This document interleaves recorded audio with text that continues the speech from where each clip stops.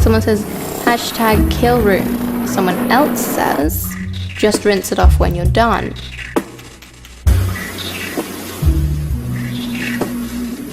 Cruelty, symbolism, screamer, eat what thou wilt. And they force you to do things, and they photograph it, they film it. The whole purpose for that is to either blackmail you into staying with them or split your mind up so that you don't even remember who you are. The FBI has been informed as to everything that has come out of Benassi's mouth. DarkDox Digest. Welcome to DarkDox Digest. I am your host, Christian Coffins. Today is September 13th, 2022. I had a great weekend. As some of you might know, my birthday is on 9/11. 9/11/01 was actually my 18th birthday, and what a way to become a man, right? Buy cigarettes, Twin Towers go down, Department of Homeland Security gets founded, Dick Cheney was running the North American Air Defense Drill Valiant Warrior on the morning of 9/11, which was a simulation involving hijacked airliners going into the World Trade Center, confusing the FAA and NORAD enough to ask on audio recordings from the flight tower that we have, is this real life or exercise? And anyway, I could go on and on and on and on and on about 9/11. At DarkDox.com we have a huge 9/11 archive. Definitely check that out. It's weird hearing, I was watching Sav Says on band.video, and she was asking people, man on the street kind of thing, about how they feel about 9/11, and it just really breaks my heart, the lack of appreciation and sorrow for the people who died, the victims, and also not just of 9/11, the first responders, that the EPA lied and said that there was air, that the air was safe to breathe, so take off your mask because you're scaring people. And then we had this pandemic where, you have to wear a mask, right? So it's like, make up your mind. But also, all of the people that were affected and died because of the war on terror and all of that stuff. And I mean, it's just sad to see that these younger people that weren't born yet, or were so young when it happened, that they're like, January 6th was worse. We just want to pull our teeth out when we hear things like that. Anyway, I had not a very activist weekend, but it's funny, the activism always seems to find me no matter what I'm doing. I went to Howl-o-Scream at SeaWorld Orlando, and much to my surprise, I wasn't expecting this, but they had a drag show, and I was like, well, I gotta go see this. And of course, the first thing that goes through my mind, being Christian Coffins running DarkDox.com, are they gonna let kids in? And if so, are they going to be doing weird, raunchy sex stuff around the kids or getting them involved? Like, what's going on? So I was like, I got to film this thing. And to be fair, before we get started and you get your pitchforks out and stuff, it wasn't that bad. There were no kids there. Now, I'm not sure if I was with my son when I went to this thing, would they not let me in?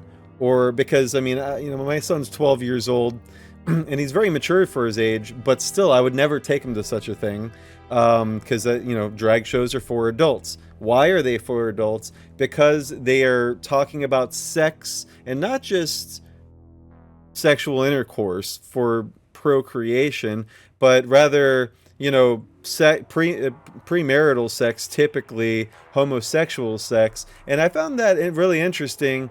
That SeaWorld Orlando, they tend to kind of have like a Christian conservative, America first, patriotic kind of vibe to their programming. So I found this pretty interesting, the juxtaposition of having a drag queen at SeaWorld. So I recorded it, and we'll go over, I'll be stopping at points and stuff for commentary.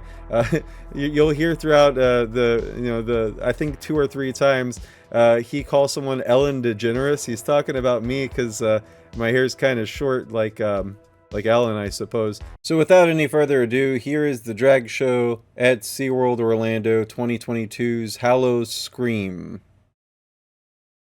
Serpentina Moray, the evil goddess of the sea. You're one lucky group of landwalkers to be chosen by Serpentina. Some of you were chosen to be her midnight snack. Some of you were chosen to be her midnight companions. And some of you, she may just throw back. The Dark Goddess will expect you to be on your worst behavior, so be sure to scream like the rowdy sailors you are, because there's nothing Serpentina despises more than an unappreciative crowd. Are you ready to bathe our goddess in the adoration she deserves and demands? Sure. Then put your hands together and welcome Serpentina! So in order not to get snagged by YouTube's algorithms for copyright, I changed out the music that was in the show to some copyright-free music.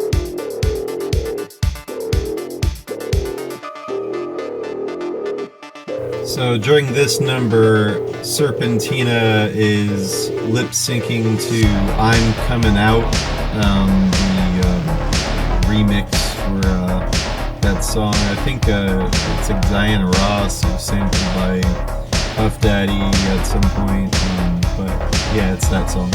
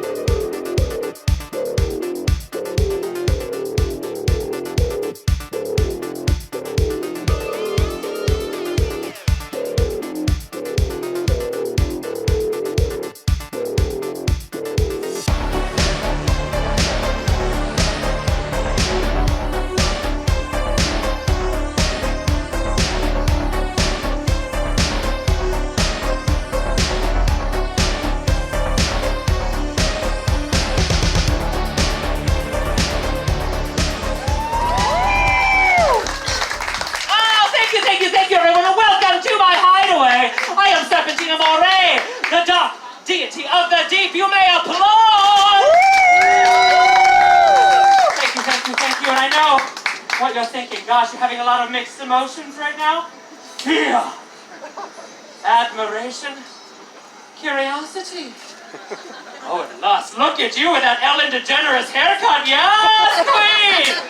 Oh. I love that I got a Yaz Queen out of the drag queen at SeaWorld's Howl-o-Scream. You know, like the voice kind of reminds me of Robin Williams and Mrs. Doubtfire, especially when he says like admiration. But I know you're asking yourself, Serpentina, how could you have lived and ruled for thousands of years when you don't look a day over 30? 25. Oh, I like you with a little side pony over here.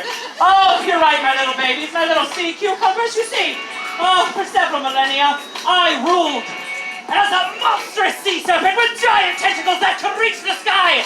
And when I craved a snack, and I love a snack, I would raise my tentacles above the sea, wrap them around passing ships, and pull them down to the deeps to be devoured at my whim. But today, it called for a gentler approach, you see. I don't want to be, as you land dwellers say, cancelled! So I transformed myself into the gorgeous goddess you see before you! But don't worry, I did keep one of my tentacles. Maybe I'll let you see it later. Oh. So what do you say? Do you like the new... So, yeah, again, if this is for adults, awesome. You know, I don't care. It can be raunchy. It can be sexy. You can talk about showing people your tentacle. As long as everyone that is in here is 18 and over. I feel that if there was a child here under the age of 18, I mean, maybe 16 or 17, but like, I mean, you know, you're talking about sex, and you know, yeah, I mean, it kind of borders into groomer area when children are allowed to be a part of things like this that are very sexually suggestive. I don't know. Please leave a comment below. I'm trying to be as fair as possible. Again, I had a good time. I thought everything was in good taste in terms of this being an adult performance. It's late at night. You have to buy a ticket. It was like an $11 cover. I actually got in for free because I'm a Gold Pass member at SeaWorld. Thank you, bald guy in the back. Do you like the newish me? Yeah! Good, because I'm a whole lot of woman.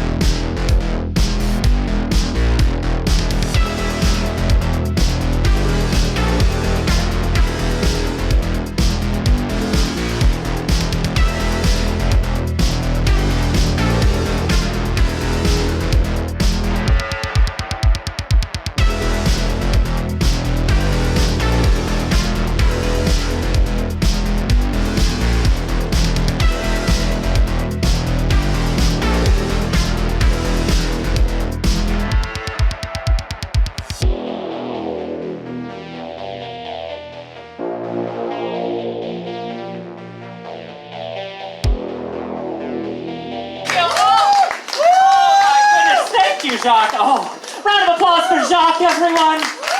So yeah, again, for adults, totally fine. But if a kid was there, the rubbing of the nipples, the grinding on the dude, like, this is an adult show. So, yeah, I'm not going to harp on it on every occasion, but just to point it out, because I believe, tend to have been desensitized to a lot of this stuff. By design, programmed that that's totally acceptable behavior for a guy to dress up like a woman and rub himself and grope somebody else and talk about showing a tentacle to someone in the crowd. And through Netflix and a lot of the Disney movies even, just kind of throwing it out there a little bit more. And of course, you have things like Rick and Morty, which has open pedophilia in the pilot, and then it's kind of suggested on the TV show. They kind of get away with whatever they can, wherever they can. But this has been going on for so long. We've been covering it for so long that you see people just kind of, that things that we're putting up with now, 2 years ago, 3 years ago, if you would have showed it to somebody, they would have been even more. We're becoming kind of whittled down and less offended, which can be a good thing in some arenas. I mean, don't get me wrong. I think a lot of people get offended about a lot of things that they shouldn't, but having people being sexual and doing all of that in front of children, again, it's not even a transphobic or homophobic thing that I'm even talking about here. Because again, I went to the drag show. I was there. I had a good time. It's not a big deal. It doesn't do anything for me other than that I was morbidly curious in terms, pun intended, being at Howl-o-Scream. Isn't he beautiful? Look at this. She's like, yes, Queen Mama Slay. And I'm talking about the guy behind you, yeah. Oh, you see, Jacques here, centuries ago, was a sailor, much like all of you. Oh, Jacques, sorry, Mama doesn't do stairs. Thank you. Oh, you see, he was a sailor, and then one day he took a deep dive into my hideaway. Oh, and he's really never left. He really knows how to treat a goddess, if you know what I mean. Oh, yes. Oh, my gosh. Now, he doesn't speak very much, ladies, which is quite wonderful, isn't it? Yeah. Thank you, gentlemen. But he sure does make up for that in the looks department. Am I wrong? I'm so right. Yes, Queen.